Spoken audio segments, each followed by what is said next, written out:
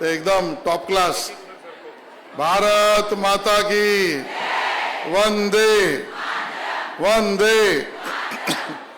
मंचावर उपस्थित आपल्या सगळ्यांचेच लाडके मुख्यमंत्री सन्माननीय देवेंद्र फडणवीस जी, माननीय प्रदेश अध्यक्ष रवींद्र चव्हाण जी, या ठिकाणी उपस्थित असलेल्या सन्माननीय राज्यमंत्री मेघनाताई बोर्डीकर जी, माजी मंत्री विद्या ठाकूर जी, सन्माननीय मंदाताई म्हात्रे, सन्माननीय कालिदास कोळंबकर जी, सन्माननीय अमित साटम जी, संजय उपाध्याय जी, संजय केणेकर जी, राजेश पांडे जी, कॅप्टन तमिल सेल्वन जी, विक्रांत पाटील जी, माधवीताई नाईक, सुलभाताई गायकवाड आणि ज्यांनी या कार्यक्रमासाठी प्रचंड मेहनत घेतली अशा आपल्या अध्यक्षा चित्राताई वाघ। तारा वाजवायच्या तर जोरात वाजवा।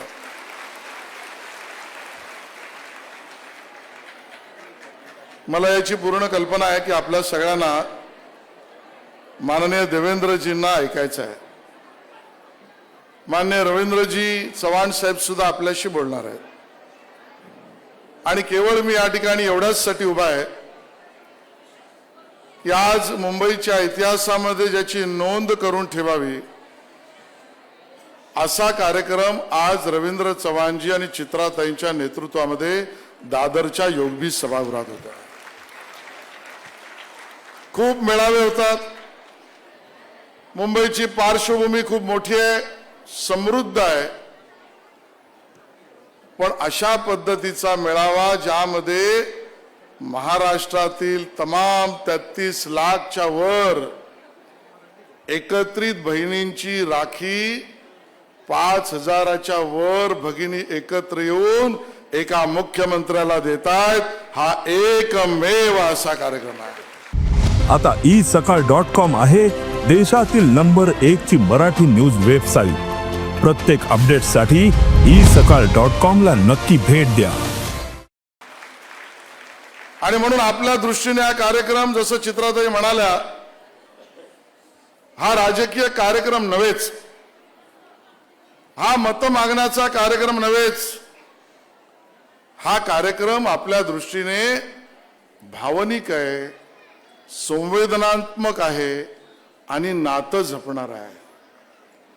रक्षाबंधनाचं कार्यक्रम आणि बहीण आणि भावाचं नातं याचं एक मोठं स्थान, अमूल्य असं स्थान हे आपल्या प्रथा परंपरा आणि सणांमध्ये आहे। ज्या बहिणी भावाला राखी बांधतात त्याला केवळ राखी बांधून स्वतःच्या रक्षणापुरताच ते विचार करत नसतात, तर घरातली छोटी बहीण सुद्धा मोठ्या भावाला राखी बांधताना आपल्याकडे काही गोडधोड आईने दिलं असेल तर ती पहिली म्हणते, दादा तू घे। घरातला भाऊ सुद्धा त्याचं वय काही असो, पण आपल्या बहिणीला गल्लीमध्ये, चाळीमध्ये, सोसायटीमध्ये, इमारतीमध्ये, कुठेही तिची जराशी जरी कोणी छेडछाड काढली तर तो भाऊ ते सहन करू शकत नाही। या पद्धतीचं नातं असतं। घर छोटं असलं तरी बहीण आपल्या परीक्षेपेक्षा आई दादाकडे जरा बघ, त्याची परीक्षा महत्वाची आहे याची चिंता करते। आणि भाऊ सुद्धा घरामध्ये जर वडिलांना मिळालेल्या बोनस मधना काही घेऊन यायचं असेल तर पहिला दादा म्हणतो, आई माझ्यापेक्षा माझ्या बहिणीची चिंता कर। मला कित्येक बहिणी आपल्यापैकी अशा माहिती आहेत की ज्यांच्या आयुष्यामध्ये आज दुर्दैवाने जवळ भाऊ राहत नाही, कामासाठी लांब गेलाय, आणि काहींच्या दुर्दैवाने तो या जगात नाही। त्या सगळ्या बहिणी या रक्षाबंधनाच्या दिवशी सुद्धा आठवण काढून काढून डोळ्यातल्या अश्रूंनी स्वतःच्या भावाची आठवण काढत असतात। एखादा अप्रसंग कुठल्या माझ्या माता भगिनीवर झाला तर तिला वाटत असतं माझ्या रक्षणासाठी, माझ्या मदतीसाठी कोणतरी भाऊ असला पाहिजे। आणि सामाजिक आणि व्यावसायिक जीवनामध्ये घरातल्या काम करणाऱ्या भगिनीला सुद्धा आणि एखाद्या मल्टीनॅशनल कंपनीमध्ये सुद्धा काम करणाऱ्या भगिनीला कोणी त्रास दिला तर आज माझा भाऊ असता तर काय झालं असतं ही भावना येते. आणि मला अभिमानाने सांगायचंय, झोपडपट्टीत राहणारी माझी बहीण असेल, ती त्या ठिकाणी चाळीत राहणारी असेल, इमारतीत राहणारी असेल, मल्टीनॅशनल मध्ये काम करणारी असेल, घरात काम करणारी असेल, बचत गटात काम करणारी असेल, या सगळ्या बहिणींच्या अडचणीच्या वेळेला महाराष्ट्रात भाऊ म्हणून कोणी उभा राहत असेल तर आमचे देवा भाऊ उभे राहतात. या पद्धतीचं नातं आहे आणि म्हणून या नात्याला महत्व आहे.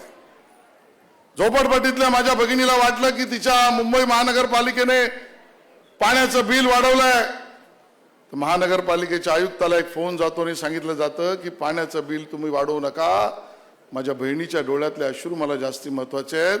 पाण्याचं बिल रोखलं जातं कारण भाऊ देवा भाऊ माझा आहे. त्या ठिकाणी जी त्या ठिकाणी कामाला ट्रेनने जाणारी माझी भगिनी असेल, तो काळ काँग्रेसच्या काळात होता की ज्या वेळेला रेल्वेचा डब्बा आणि प्लॅटफॉर्मची उंची यामधलं अंतर एवढं होतं, धक्का लागून माझी एखादी बहीण फरफटत तिला इजा व्हायची, दुखापत व्हायची, मृत्यू सुद्धा यायचा.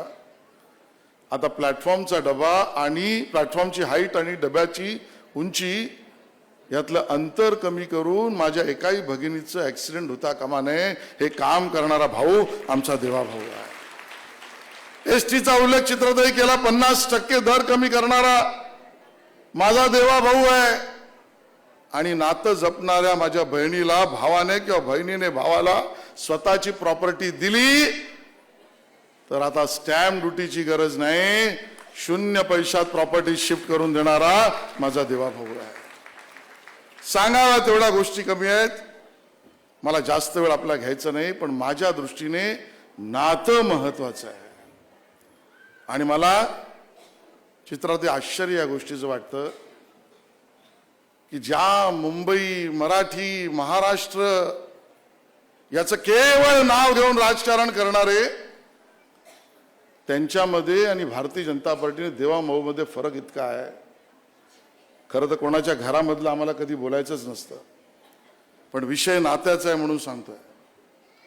या सगळ्या भगिनी, महाराष्ट्रातल्या सगळ्या भगिनी या मला बहिणीसारख्या आहेत म्हणून काम करणारा भाजप आणि एक मुख्यमंत्री, आणि दुसऱ्या बाजूला ही मंडळी आम्ही पाहतो, मराठी संस्कृती, मराठी नाव, महाराष्ट्र, केवळ नावापुरतं नाव घ्यायचं आणि राजकारण करायचं. पण त्यांच्या घरात बघितल्यावर लक्षात येतं, दुर्दैवाने स्वतःच्या वहिनी रूपी बहिणीला सुद्धा, वहिनीला आम्ही बहीण मानतो, ही मंडळी बघायला तयार नाहीत. आज नातं जोडतायत, भाऊबंदकीचं नातं जोडतायत, लखलाभ तुम्हाला लाभो. पण आज तुम्हाला भाऊ आठवला कारण मुंबई महानगरपालिकेच्या निवडणुका दिसल्या. आज या मंडळींना स्वतःच्या घरातली वहिनी रूपी बहीण दिसली नाही, कारण बहिणीकडे मतं कुठे असतात. भावाभावांकडे मतांची बेरीज तुम्ही करताय, तुम्हाला जे करायचं ते करा, पण प्रत्येक घरातली बहीण मतदार नाही म्हणून केवळ बघत, कुटुंब म्हणून बघतो, तो भारतीय जनता पार्टी आहे. हे सगळ्या बहिणींना मला त्या ठिकाणी सांगायचं आहे आणि हा महत्वाचा त्या ठिकाणी मुद्दा मला वाटतं. आज जेव्हा चित्रातही तुम्ही बोलत होतात, समोर कांताताई बसल्यात, या भगिनींच्या या संख्येला आणि उत्साहाला बघून मला भारतीय जनता पार्टीच्या प्रतिकूल परिस्थितीमध्ये सुद्धा ज्या माझ्या नेतृत्व रूपी भगिनींनी काम केलं त्या सगळ्यांचे चेहरे आठवत आहेत.